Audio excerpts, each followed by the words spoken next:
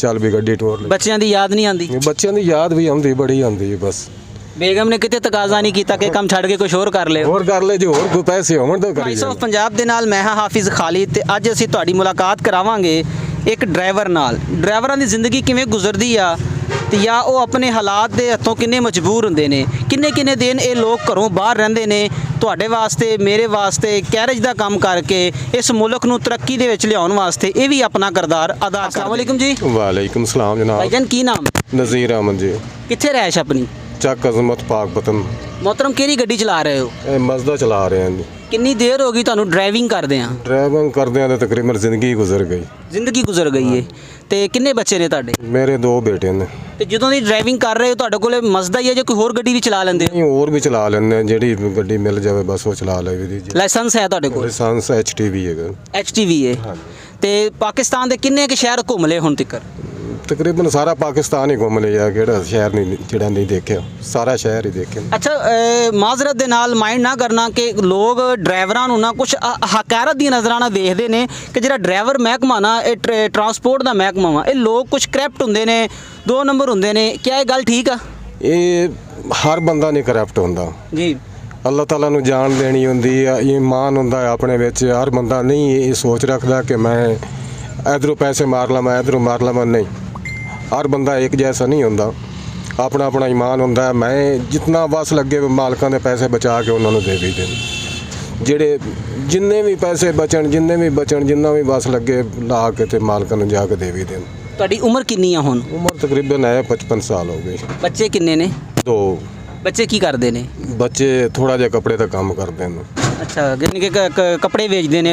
ਕੋਈ ਦੁਕਾਨ ਆ ਕਿਵੇਂ? ਬਾਹਰ ਫੇਰੇ ਰਕਸ਼ੇ ਤੇ, ਯਾਨੀ ਕਿ ਬਾਹਰ ਜਾ ਕੇ ਰਕਸ਼ੇ ਤੇ ਜਿਹਨਾਂ ਨੇ ਜੀ ਉਹ ਕਿਤੇ ਸਟਾਲ ਲਗਾਉਂਦੇ ਨੇ। ਹਾਂਜੀ, 14 ਜਮਾਤਾਂ ਪੜ੍ਹੀਆਂ ਨੇ, ਦੋਵਾਂ ਨੇ BA ਕੀਤਾ, ਲੇਕਿਨ ਕਾਰੋਬਾਰ ਨਹੀਂ ਮਿਲਿਆ, ਕਿਧਰੇ ਨੌਕਰੀ ਨਹੀਂ। ਤੁਹਾਡੇ 2 ਬੇਟੇ ਜਿਨ੍ਹਾਂ ਨੇ BA ਕੀਤਾ ਵਾ, ਬੈਚਲਰ ਨੇ, ਉਹਨਾਂ ਦੀ ਤਾਲੀਮ, ਲੇਕਿਨ ਨੌਕਰੀ ਨਹੀਂ ਮਿਲ ਸਕੀ ਤੇ ਜੇ ਕੱਪੜਾ ਵੇਚਦੇ ਪਏ ਨੇ? ਹਾਂ, ਉਹ ਕੱਪੜਾ ਵੇਚਦੇ ਪਏ। ਥੋੜਾ ਜਿਹਾ ਉਹਨਾਂ ਨੇ ਕੱਪੜਾ ਪਾ ਕੇ ਦਿੱਤਾ, ਉਹ ਵੇਚਣ ਦੇ। ਮੈਂ ਆਪਣੀ ਰੋਜ਼ੀ ਇਸ ਨਾਲ ਚਲਾਈ ਹੋਈ ਤੇ ਅੱਗੋਂ ਇਹਦੇ 'ਚ ਨੌਕਰੀ ਹੈ ਨਹੀਂ, ਇੰਨੀ ਤਨਖਾਹ ਹੈ ਨਹੀਂ। ਸਰ, ਤੁਸੀਂ ਆਪਣੀ ਜ਼ਿੰਦਗੀ ਦਾ ਇੱਕ ਬੜਾ ਅਹਿਮ ਹਿੱਸਾ ਡਰਾਈਵਿੰਗ ਦੇ ਵਿੱਚ ਗੁਜ਼ਾਰਤਾ, ਰੋਡਾਂ ਉੱਤੇ ਗੁਜ਼ਾਰਤਾ, ਆਪਣੇ ਬੱਚਿਆਂ ਵਾਸਤੇ, ਆਪਣੇ ਵਾਸਤੇ, ਇਸ ਮੁਲਕ ਕੌਮ ਦੇ ਵਾਸਤੇ। ਤੇ ਸਮੋਹਤਰਮ ਘਰ ਕਿੰਨੀ ਦੇਰ ਬਾਅਦ ਜਾਂਦੇ ਹੋ ਆਪਣੇ ਘਰ ਅਜ਼ਮਤ ਚੱਕ ਦੇ ਵਿੱਚ? ਇਹ ਪਤਾ ਹੀ ਕੋਈ ਨਹੀਂ ਲੱਗਦਾ, ਪਤਾ ਨਹੀਂ ਕਦੋਂ ਜਾਣਾ ਹੁੰਦਾ, ਕਦੋਂ ਨਹੀਂ ਜਾਣਾ ਹੁੰਦਾ, ਇਹ ਪਤਾ ਹੀ ਨਹੀਂ ਹੁੰਦਾ। ਕਿਸੇ ਦਿਨ ਉਧਰ ਨੂੰ ਚੱਕਰ ਲੱਗ ਜਾਵੇ ਘਰ ਨੂੰ ਤੇ ਫਿਰ ਉਧਰ ਚਲੇ ਜਾਵੇਦਾ, ਨਾ ਪਤਾ ਲੱਗੇ ਤੇ ਫਿਰ ਭਾਵੇਂ ਬਾਰ ਬਸ ਚੱਕਰ ਲਾਈ ਰੱਖ, ਕਦੇ ਇੱਧਰ ਚਲਾ ਗਿਆ, ਕਦੇ ਉੱਧਰ ਚਲਾ ਗਿਆ, ਤੇ ਪਤਾ ਨਹੀਂ ਹੁੰਦਾ ਕਦੋਂ। ਨਾ ਖਾਸਤਾ ਅੱਲਾ ਨਾ ਕਰੇ, ਅੱਲਾ ਤੁਹਾਨੂੰ ਮੁਸ਼ਕਲਾਤ ਤੋਂ ਬਚਾਵੇ, ਆਫਾਤ ਤੋਂ ਬਚਾਵੇ। ਘਰ ਕੋਈ ਪ੍ਰੋਬਲਮ ਹੋ ਜਾਵੇ, ਤੁਸੀਂ ਸਿੰਧ ਬੈਠੇ ਹੋ, ਕਿਤੇ ਹੋਰ ਬੈਠੇ ਹੋ, ਤਾਂ ਘਰ ਕਿਵੇਂ ਪਹੁੰਚਦੇ ਹੋ? ਬਸ ਮੈਂ ਉਧਰੋਂ ਫਿਰ ਫੇਰਾ ਲੈ ਕੇ ਆਉਣਾ ਹੁੰਦਾ, ਮਜਬੂਰੀ ਹੁੰਦੀ, ਉੱਥੇ ਗੱਡੀ ਬੰਦਾ ਛੱਡ ਨਹੀਂ ਸਕਦਾ, ਉਹ ਉੱਥੋਂ ਲੈ ਕੇ ਆਣੀ। ਉਹ ਤੋਂ ਕੌਣ ਲੈ ਕੇ ਆਵੇ? ਦੂਸਰਾ ਆਦਮੀ ਕੋਈ ਵੀ ਨਹੀਂ ਲਿਆ ਸਕਦਾ, ਤੇ ਲੈ ਕੇ ਆਣਾ ਬੰਦਾ ਇਹ ਗੱਡੀ ਨੂੰ। ਉਹ ਅੱਗੇ ਭਾਵੇਂ ਕੋਈ ਫੌਤਗੀ ਹੋ ਜਾਵੇ, ਜੋ ਮਸਲਾ ਮਰਜ਼ੀ ਹੋ ਜਾਵੇ, ਉਹ ਦਫਨਾ ਦਿੰਦੇ ਨੇ। ਅਸੀਂ ਬਾਅਦ ਹੀ ਦਿਹਾੜੀ 2 ਪਹੁੰਚਨੇ। ਤੁਸੀਂ ਆਪਣੀ ਜ਼ਿੰਦਗੀ ਡਰਾਈਵਿੰਗ 'ਚ ਗੁਜ਼ਾਰੀ ਹੈ। ਡਰਾਈਵਿੰਗ ਦਾ ਸ਼ੋਭਾ ਇੱਕ ਇੰਤਹਾਈ ਟਫ ਸ਼ੋਭਾ ਵਾ, ਬੰਦਾ ਇਕੱਲਿਆਂ ਰਹਿਣਾ ਸਿੱਖ ਜਾਂਦਾ ਵਾ, ਫੈਮਿਲੀ ਤੋਂ ਦੂਰ। ਤੁਹਾਨੂੰ ਪਤਾ ਹੀ ਨਹੀਂ ਕਿ ਫੈਮਿਲੀ ਦੇ ਵਿੱਚ ਰਹਿ ਕੇ ਖਾਣ ਪੀਣ ਦਾ, ਫੈਮਿਲੀ ਦਾ ਇੰਜੋਏ, ਫੈਮਿਲੀ ਦਾ ਮਜ਼ਾ ਕੀ ਹੈ। ਮੇਰਾ ਖਿਆਲ ਹੈ ਕਿ ਤੁਸੀਂ ਨਹੀਂ, ਤੁਹਾਨੂੰ ਯਾਦ ਹੀ ਨਹੀਂ ਹੋਣਾ ਕਿ ਤੁਸੀਂ ਲਾਸਟ ਟਾਈਮ ਆਪਣੀ ਫੈਮਿਲੀ 'ਚ ਕਿਦੋਂ ਬੈਠੇ ਹੋਵੋਗੇ, ਕਿਦੋਂ। ਈਦ ਬਕਰੀਦ ਤੁਹਾਡੀ ਕਿਵੇਂ ਲੰਘਦੀ ਆ? ਈਦ ਬਕਰੀਦ 'ਤੇ ਵੀ ਇਹ ਹੁੰਦਾ ਹੈ ਕਿ ਉਦੋਂ ਮਾਲਕ ਕਹਿੰਦੇ ਜੀ ਉਧਰੋਂ ਕਿਰਾਇਆ ਜ਼ਿਆਦਾ ਲੱਗਣਾ ਤੇ ਤੁਸੀਂ ਮੀਆਂ ਜਾਓ, ਤੁਸੀਂ ਘਰ ਦੂਜੇ ਦਿਨ ਆ ਜਾਣਾ, ਈਦ ਤੋਂ ਦੂਸਰੇ ਦਿਨ ਆ ਜਾਣਾ, ਈਦ 'ਤੇ ਕਿਰਾਇਆ ਜ਼ਿਆਦਾ ਹੈਗਾ, ਤੁਸੀਂ ਫੇਰਾ ਲੈ ਕੇ ਆਓ। ਤੁਹਾਨੂੰ ਮਾਲਕ ਇੱਕ ਗੱਡੀ ਦਾ ਕੀ ਦਿਹਾੜੀ ਦਿੰਦੇ ਨੇ, ਡੇਲੀ ਦਿੰਦੇ ਨੇ, ਇੱਕ ਚੱਕਰ ਦਾ ਕੋਈ ਪੈਸੇ ਮਿਲਦੇ, ਕੀ ਸਿਸਟਮ ਤੁਹਾਡਾ? ਦਿਹਾੜੀ ਕੀ ਇਸ ਦੀ ਹੋਣੀ, ਬਸ ਵਕਤ ਜਿਹੜਾ ਨਾ ਉਹ ਗੁਜ਼ਾਰ ਰਹੇ ਹੈ, ਕੁਛ ਵੀ ਨਹੀਂ ਇਸ 'ਤੇ ਮਿਲ ਰਿਹਾ। ਪਹਿਲੇ ਹੁਕੂਮਤ ਦੇ ਵਿੱਚ ਉਦੋਂ 12-13 ਹਜ਼ਾਰ ਸੀ, ਹਾਂਜੀ, ਹੁਣ 14-15 ਹਜ਼ਾਰ। ਕੀ ਕਿੰਨਾ ਕੁ ਵਧਿਆ? ਤੇ ਸੈਲਰੀ ਤੁਹਾਡੀ? ਹਾਂਜੀ। ਚੱਕਰ 1 ਲੱਗਣ, 2 ਲੱਗਣ, ਨਾ ਲੱਗਣ, ਤੁਹਾਨੂੰ 14-15 ਹਜ਼ਾਰ ਲੱਭਣਾ। 15 ਹਜ਼ਾਰ ਰੁਪਈਆ, 14-15 ਹਜ਼ਾਰ ਇਸ ਵਕਤ ਦੇ ਵਿੱਚ ਕੀ ਚੀਜ਼ ਹੈ? ਕੁਛ ਵੀ ਨਹੀਂ। 500 ਰੁਪਈਆ ਦਿਹਾੜੀ ਕੀ ਹੈ? 24 ਘੰਟੇ ਡਿਊਟੀ ਹਰ ਵਕਤ ਗੱਡੀ ਦੇ ਉੱਤੇ। ਮੋਹਤਰਮ, ਜ਼ਿੰਦਗੀ ਮੌਤ ਉਸ ਅੱਲਾ ਦੇ ਹੱਥ ਦੇ ਵਿੱਚ ਆ, ਲੇਕਿਨ ਇਹ ਜਿਹੜੀ ਸੀਟ ਆ ਨਾ, ਇਹ ਖਤਰੇ ਤੋਂ ਖਾਲੀ ਨਹੀਂ ਗਈ। ਖਾਲੀ ਕੋਈ ਨਹੀਂ, ਕਿਉਂਕਿ ਇਸ ਤੇ ਨੀਂਦ ਵੀ ਪੈਂਦੀ, ਸਾਰਾ ਕੁਝ ਹੁੰਦਾ। ਅਸੀਂ ਦਿਨ ਨੂੰ ਲੋਡ ਕਰਾਉਂਦੇ ਹਾਂ, ਇੱਥੇ ਹੁਣ ਲੋਡ ਕਰਨ ਦੇ ਆ ਤੇ ਸ਼ਾਮ ਨੂੰ ਟੁਰ ਜਾਵਾਂਗੇ, ਅੱਗੋਂ ਜਾ ਕੇ ਫਿਰ ਖਾਲੀ ਕਰਾਵਾਂਗੇ, ਖਾਲੀ ਕਰਾ ਕੇ ਫਿਰ ਲੋਡ ਕਰਨੀ, ਲੋਡ ਕਰਕੇ ਫਿਰ ਵਾਪਸ ਆਉਣਾ। ਤੇ ਅੱਲਾ ਬਾਰੇ ਸੁਣਦਾ, ਬਸ ਅੱਲਾ ਤਾਲਾ ਕਰਮ ਕਰਦਾ। ਜਦੋਂ ਜ਼ਿਆਦਾ ਨੀਂਦ ਆਵੇ ਤੇ ਫਿਰ ਭਾਵੇਂ ਕਿਧਰੇ ਸਾਈਡ 'ਤੇ ਲਾ ਕੇ ਘੰਟਾ ਸੌਂ ਜਾਵੇ, ਉਹ ਵੀ ਘੰਟਾ ਵੀ ਅੱਗੇ ਪਹੁੰਚ ਦੇਣੀ ਹੁੰਦੀ ਚੀਜ਼ ਦੀ, ਪਹੁੰਚਣਾ ਹੁੰਦਾ। ਜੋ ਚੀਜ਼ ਵੀ ਹੈ ਉੱਤੇ ਲੋਡ ਕੀਤੀ, ਫਿਰ ਇਹ ਖਤਰਾ ਹੁੰਦਾ ਕੋਈ ਰਸਤੇ ਲਾ ਨਾ ਲਵੇ, ਡਾਕੇ ਪੈ ਜਾਂਦੇ ਨੇ। ਰਸਤੇ 'ਚ ਅਗਲੇ ਦਿਨ ਸਾਨੂੰ ਡਾਕਾ ਪੈ ਗਿਆ ਤੇ ਪੈਸੇ ਲੁੱਟੇ ਗਏ। ਕੌਣ ਵਾਰਿਸ ਬਣਦਾ? ਕੋਈ ਵੀ ਨਹੀਂ ਵਾਰਿਸ ਬਣਦਾ। ਨਾ ਮਾਲਕ ਪੁੱਛਦੇ ਨੇ ਵੀ ਤੁਸੀਂ ਕਿੱਥੇ ਡਾਕਾ ਪਿਆ, ਕੀ ਹੋਇਆ, ਉਹ ਕਹਿੰਦੇ ਨੇ ਪਤਾ ਨਹੀਂ, ਐਵੇਂ ਝੂਠ ਹੀ ਮਾਰਦੇ। ਤੇ ਇਸ ਵਕਤ ਦੇ 500 ਰੁਪਈਆ ਦਿਹਾੜੀ ਸਾਨੂੰ ਪੈਂਦੀ, 24 ਘੰਟੇ ਡਿਊਟੀ, ਹਰ ਵਕਤ ਗੱਡੀ ਦੇ ਉੱਤੇ ਰਹਿਣਾ ਤੇ 1 ਮਿੰਟ ਨਹੀਂ ਗੱਡੀ ਤੋਂ ਪਾਸੇ ਜਾਣਾ। ਤੇ 500 ਰੁਪਈਆ ਕੁਛ ਵੀ ਨਹੀਂ, ਨਾ ਕੋਈ ਸਬਜ਼ੀ ਹੁੰਦੀ, ਨਾ ਦਾਲ ਹੁੰਦੀ, ਨਾ ਕੋਈ ਰੋਟੀ ਹੁੰਦੀ। ਜਦੋਂ ਘਰ ਜਾਵੀਏ ਉਦੋਂ ਉੱਥੇ ਜਾਵੀਏ ਤਾਂ ਅੱਗੋਂ ਖਰਚੇ ਜ਼ਿਆਦਾ ਹੁੰਦੇ ਨੇ, ਪੈਸੇ ਅਸੀਂ ਥੋੜੇ ਲੈ ਕੇ ਜਾਂਦੇ, ਉਹ ਪੂਰੇ ਹੀ ਨਹੀਂ ਹੁੰਦੇ। ਮੁਹਤਰਮ, ਤੁਹਾਡੀ ਦਰਦ ਭਰੀ ਦਾਸਤਾਨ ਸੁਣ ਕੇ ਮੈਨੂੰ ਦੁੱਖ ਹੋਇਆ। ਯਕੀਨਨ ਸਾਡੇ ਦੇਖਣ ਵਾਲੇ ਵਾਇਸ ਆਫ ਪੰਜਾਬ ਦੇ ਵਿਊਅਰਾਂ ਨੂੰ ਇਸ ਚੀਜ਼ ਦਾ ਅਹਿਸਾਸ ਹੋਇਆ ਹੋਵੇਗਾ ਕਿ ਜਿਹੜੇ ਸਾਡੇ ਡਰਾਈਵਰ ਭਰਾ ਨੇ ਸਾਡੇ ਨਾਲ ਇਸ ਮੁਲਕ 'ਚ ਰਹਿੰਦੇ ਪਏ ਨੇ, ਇਸਲਾਮੀ ਜਮਹੂਰੀਆ ਪਾਕਿਸਤਾਨ, ਤੁਹਾਡੀ ਜ਼ਿੰਦਗੀ ਇੰਤਹਾਈ ਜੀਰਨ ਆ, ਇੰਤਹਾਈ ਮੁਸ਼ਕਲ ਆ। 24 ਘੰਟੇ ਡਿਊਟੀ, ਹਰ ਵਕਤ ਡਿਊਟੀ ਹੈ, ਕੋਈ 1 ਮਿੰਟ ਨਹੀਂ ਫਾਰਗ ਹੁੰਦਾ, ਜਿਹੜਾ ਵੀ 1 ਮਿੰਟ ਵੀ ਸਾਡਾ ਫਾਰਗ ਹੋਵੇ। ਕਿਧਰੇ ਸੌਣਾ ਹੈ ਤੇ ਉਹ ਵੀ ਅਸੀਂ ਹੋਟਲ ਤੇ ਜਾ ਕੇ ਨਾ ਕੋਈ ਬਿਸਤਰਾ ਹੋਣਾ, ਨਾ ਲੈਣਾ ਦੇਣਾ, ਉੱਥੇ 2 ਮਿੰਟ ਬਸ ਸੌਣਾ, ਉਤੋਂ ਸਰਦੀ ਲੱਗਣੀ, ਉੱਠ ਕੇ ਫਿਰ ਗੱਡੀ 'ਚ ਚੱਲ ਵੀ ਗੱਡੀ ਟੋਰ ਲਈ। ਬੱਚਿਆਂ ਦੀ ਯਾਦ ਨਹੀਂ ਆਉਂਦੀ? ਬੱਚਿਆਂ ਦੀ ਯਾਦ ਵੀ ਆਉਂਦੀ, ਬੜੀ ਆਉਂਦੀ ਹੈ। ਬਸ ਬੇਗਮ ਨੇ ਕਿਤੇ ਤਕਾਜ਼ਾ ਨਹੀਂ ਕੀਤਾ ਕਿ ਕੰਮ ਛੱਡ ਕੇ ਕੁਝ ਹੋਰ ਕਰ ਲੈ? ਹੋਰ ਕਰ ਲੈ, ਜੇ ਹੋਰ ਕੋਈ ਪੈਸੇ ਹੋਣ ਤਾਂ ਕਰੀਏ ਨਾ। ਇੰਨੇ ਪੈਸੇ ਹੀ ਹੈ ਨਹੀਂ, ਕਿਧਰੋਂ ਕੋਈ ਆਮਦਨ ਆਵੇ ਤਾਂ ਫਿਰ ਕਰੀਏ ਨਾ, ਆਮਦਨ ਹੀ ਨਹੀਂ ਇੰਨੀ। ਇਹ ਤਾਂ ਖਰਚੇ ਤਾਂ ਉਹ ਕੰਮ ਹੈਗੇ ਨੇ, ਪੈਸੇ ਇਹ ਕੋਈ ਪੈਸੇ ਤਾਂ ਨਹੀਂ ਨੇ ਇਸ ਵਕਤ ਦੇ 'ਚ। ਇੰਨੀ ਮਹਿੰਗਾਈ, ਹੁਣ ਪਹਿਲੇ ਹਕੂਮਤ ਛੱਡ ਕੇ ਗਈ ਸੀ 50 ਰੁਪਏ ਕਿਲੋ ਚੀਨੀ ਛੱਡ ਕੇ ਗਈ ਹੈ, ਇਹ ਇਸ ਵਕਤ ਹੁਣ 155-60 ਰੁਪਏ ਮਿਲਣ ਡਈ ਜੀ। 200 ਗੁਣਾ ਤੋਂ ਵੀ ਜ਼ਿਆਦਾ ਵੱਧ ਗਈ। ਗੋਸ਼ਤ ਉਹ ਕਿੱਧਰ ਮਹਿੰਗਾ ਹੋ ਗਿਆ, ਗੋਸ਼ਤ ਅਸੀਂ ਲੈ ਹੀ ਨਹੀਂ ਸਕਦੇ, ਸਬਜ਼ੀ ਨਹੀਂ ਲਈ ਜਾਂਦੀ ਤੇ ਗੋਸ਼ਤ ਕਿੱਥੋਂ ਲੈ? ਲਾਸਟ ਟਾਈਮ ਗੋਸ਼ਤ ਕਿਦੋਂ ਖਾਦਾ ਸੀ ਕੱਟੇ ਦਾ? ਕੱਟੇ ਦਾ ਪਤਾ ਨਹੀਂ ਕਦੋਂ ਖਾਦਾ ਸੀ, ਪਤਾ ਹੀ ਕੋਈ ਨਹੀਂ, ਕੋਈ ਯਾਦ ਨਹੀਂ। ਕੋਈ ਯਾਦ ਨਹੀਂ, ਕਿਧਰੇ ਸ਼ਾਦੀ ਤੇ ਭਾਵੇਂ ਖਾਦਾ ਹੋਵੇ, ਹੋਰ ਅਸੀਂ ਕਿੱਥੋਂ ਖਾਣਾ? ਉਧਰੋਂ ਖਰਚਾ ਸਾਡਾ ਹੁਣ ਡੇਲੀ ਦਾ ਸਾਡਾ ਖਰਚਾ 24 ਘੰਟੇ ਉੱਤੇ ਰਹਿਣਾ, 300 ਰੁਪਏ ਸਾਨੂੰ ਖਰਚਾ ਮਿਲਦਾ ਦਿਹਾੜੀ ਦਾ। ਉਹ ਅਸੀਂ 300 ਰੁਪਏ ਨਾਲ ਕੀ ਕਰ ਸਕਦੇ ਹਾਂ? ਸਿਗਰਟ ਵੀ ਪੀਣੀ, ਚਾਹ ਵੀ ਪੀਣੀ, ਰੋਟੀ ਵੀ ਖਾਣੀ। ਇੱਕ ਟਾਈਮ ਦਾ ਜੇ ਅਗਰ ਕੱਟੇ ਦਾ ਗੋਸ਼ਤ ਖਾਵੀ ਤੇ ਇੱਕ ਟਾਈਮ ਦਾ 300 ਰੁਪਏ ਅਗਲੇ ਲੈ ਲੈਂਦੇ। ਯਾਨੀ ਕਿ ਤੁਹਾਨੂੰ 300 ਰੁਪਏ ਸਵੇਰ ਤੋਂ ਲੈ ਕੇ ਸ਼ਾਮ ਤੱਕ 3 ਖਾਣਿਆਂ ਦਾ ਤੁਹਾਨੂੰ ਟੋਟਲ ਮਿਲਦਾ 24 ਘੰਟੇ 24 ਘੰਟੇ ਦੇ ਵਿੱਚ 300 ਰੁਪਏ ਮਿਲਣਾ। ਸਰ ਹੋਟਲਾਂ ਦੇ ਤੇ ਆਪਣੇ ਆਮ ਘਰਾਂ ਦੀ ਰੁਟੀਨ ਨਾਲੋਂ 3 ਗੁਣਾ ਜ਼ਿਆਦਾ ਮਹਿੰਗਾਈ ਚੀਜ਼ ਹੈ। ਜ਼ਿਆਦਾ ਅਸੀਂ ਕੱਟੇ ਦੇ ਗੋਸ਼ਤ ਨਾਲ ਰੋਟੀ ਖਾਵੀ ਤੇ 300 ਰੁਪਏ ਅਗਲੇ ਇੱਕ ਰੋਟੀ ਦਾ ਲੈ ਲੈਂਦੇ ਤੇ ਅਸੀਂ ਸੀਟਾਂ ਤੇ ਚਾਹ ਰੋਟੀ ਕਿੱਥੋਂ ਲਗਾਵੀਏ? 24 ਘੰਟੇ ਅਸੀਂ ਕਿਸ ਤਰ੍ਹਾਂ ਪੂਰੇ ਕਰੀਏ? ਇਹ ਕੋਈ ਮਹਿੰਗਾਈ ਤੇ ਵੀ ਕੰਟਰੋਲ ਕੀਤਾ ਜਾਵੇ। ਇਹ ਹਕੂਮਤ ਜਿਹੜੀ ਆਈ ਹੈ ਨਾ, ਇਹਨੇ ਤਬਾਹੀ ਲਾ ਦਿੱਤੀ। ਅੱਗੋਂ ਮਾਲਕ ਕਹਿੰਦੇ ਜੀ ਸਾਨੂੰ ਉਹਨਾਂ ਕਿਰਾਇਆ ਨਹੀਂ ਮਿਲਦਾ, ਇੰਨਾ ਡੀਜ਼ਲ ਮਹਿੰਗਾ ਹੋ ਗਿਆ। ਹੁਣ 65 ਰੁਪਏ 70 ਰੁਪਏ ਪਿਛਲੀ ਹਕੂਮਤ ਛੱਡ ਕੇ ਗਈ ਹੈ ਜੀ। ਇਹਨਾਂ ਨੇ 145 ਰੁਪਏ 46 ਰੁਪਏ ਕਰ ਦਿੱਤਾ ਹੈ। ਉਹ ਮਾਲਕਾਂ ਨੂੰ ਉਹਨਾਂ ਕਿਰਾਇਆ ਨਹੀਂ ਮਿਲਦਾ, ਜਿੱਥੇ ਉਹਨਾਂ ਨੂੰ 10,000 ਰੁਪਏ ਮਿਲਦਾ ਉੱਥੇ ਹੁਣ 11 ਮਿਲਦਾ ਪਿਆ। ਬਸ ਇੰਨਾ ਫਰਕ 1000 ਰੁਪਏ ਨਾਲ ਉਹਨਾਂ ਨੂੰ ਕੀ? ਉਹ ਕਹਿੰਦੇ ਨੇ ਜਿੰਨੇ ਸਾਨੂੰ ਇਹਨਾਂ ਕਿਰਾਇਆ ਨਹੀਂ ਮਿਲਦਾ, ਅਸੀਂ ਤੁਹਾਡੀ ਤਨਖਾਹਾਂ ਕਿੱਥੋਂ ਬਤਾ ਵੀ? ਅਸੀਂ ਕਿਹੜੇ ਪਾਸੇ ਜਾਵੀ? ਉਹਨਾਂ ਨੇ ਵਧਣ ਨਾ ਵਧਣ, ਅਸੀਂ ਖਰਚਾ ਘਰ ਦਾ ਕਿੱਥੋਂ ਪੂਰਾ ਕਰੀਏ? ਸਾਡਾ ਤਾਂ ਨਾ ਘਰ ਦਾ ਖਰਚਾ ਪੂਰਾ ਹੁੰਦਾ, ਨਾ ਸਾਡਾ ਆਪਣਾ ਖਰਚਾ ਪੂਰਾ ਹੁੰਦਾ। ਅਸੀਂ ਕਿਸ ਤਰ੍ਹਾਂ? ਇਹਨੇ ਤਬਾਹੀ ਲਾ ਦਿੱਤੀ, ਇਹਨੇ ਨਾ ਐਂ ਗਰੀਬਾਂ ਦੀ ਚਿਕਨਾ ਚੂਰ ਕਰ ਦਿੱਤਾ। ਜੋ ਇਹ ਤਾਂ ਐਂ ਕਰਕੇ ਨਾ ਅੱਲਾਹ ਤਾਲਾ ਇਹਨਾਂ ਨੂੰ ਨਾ ਕਿਸੇ ਪਾਸੇ ਲੈ ਜਾਵੇ, ਇਹ ਜਾਨ ਛੱਡ ਜਾਵਣ।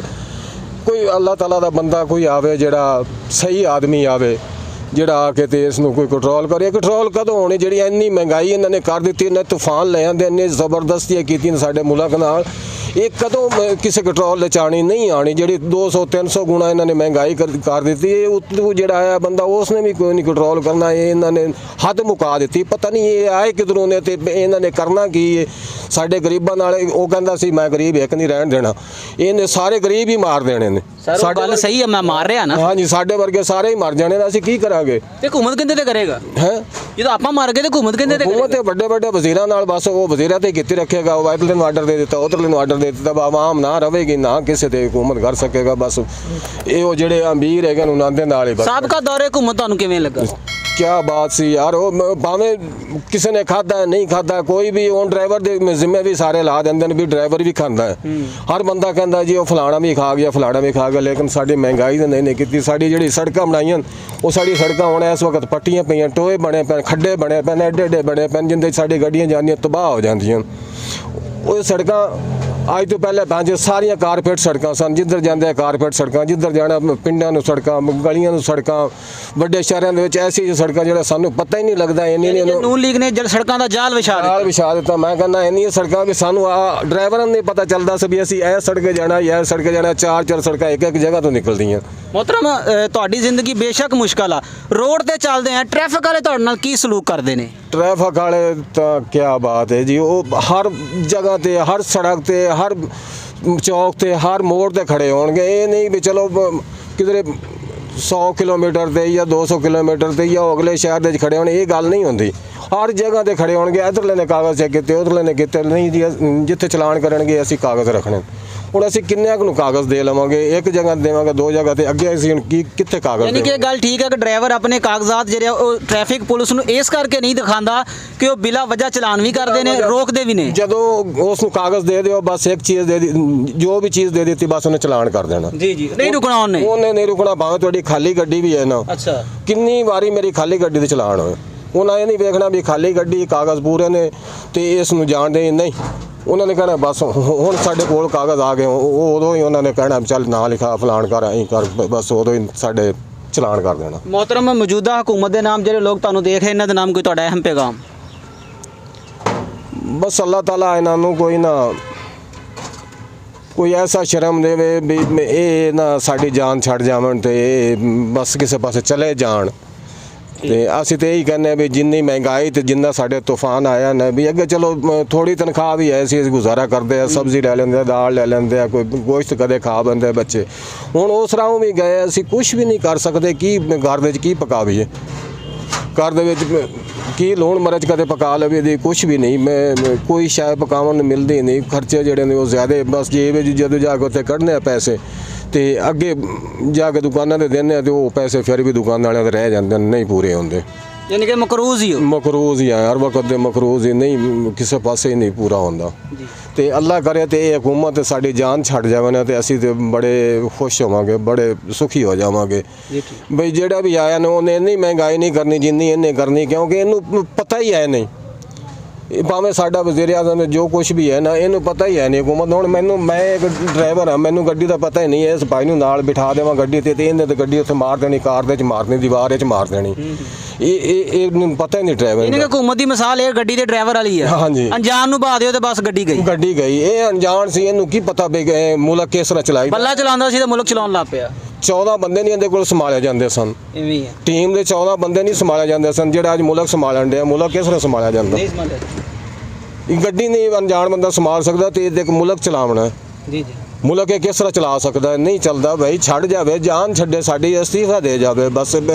ਗਰੀਬਾਂ ਨੂੰ ਤਾਂ ਨਾ ਮਾਰੇ। ਗਰੀਬ ਜਿਹੜੇ ਉਹਨਾਂ ਦੇ ਬੱਚੇ ਜਿਹਨਾਂ ਕੋਲ ਕੱਪੜੇ ਹੈ ਨਹੀਂ, ਜੁੱਤੀਆਂ ਹੈ ਨਹੀਂ, ਅੱਗੋਂ ਸਰਦੀ ਵਾਸਤੇ ਕੋਈ ਗਰਮ ਕੱਪੜਾ ਹੈ ਨਹੀਂ, ਉਹ ਕੀ ਕਰਨਗੇ ਇੰਨੀ ਮਹਿੰਗਾਈ ਦੇ ਵਿੱਚ? ਕਿਸ ਤਰ੍ਹਾਂ ਲੈਣਗੇ? ਕੋਈ ਸਮਝ ਨਹੀਂ ਆ ਰਹੀ ਕਿਸ ਤਰ੍ਹਾਂ ਉਹ ਆਪਣੇ ਜ਼ਰੂਰੀਅਤ ਪੂਰੀ ਕਰਨਗੇ।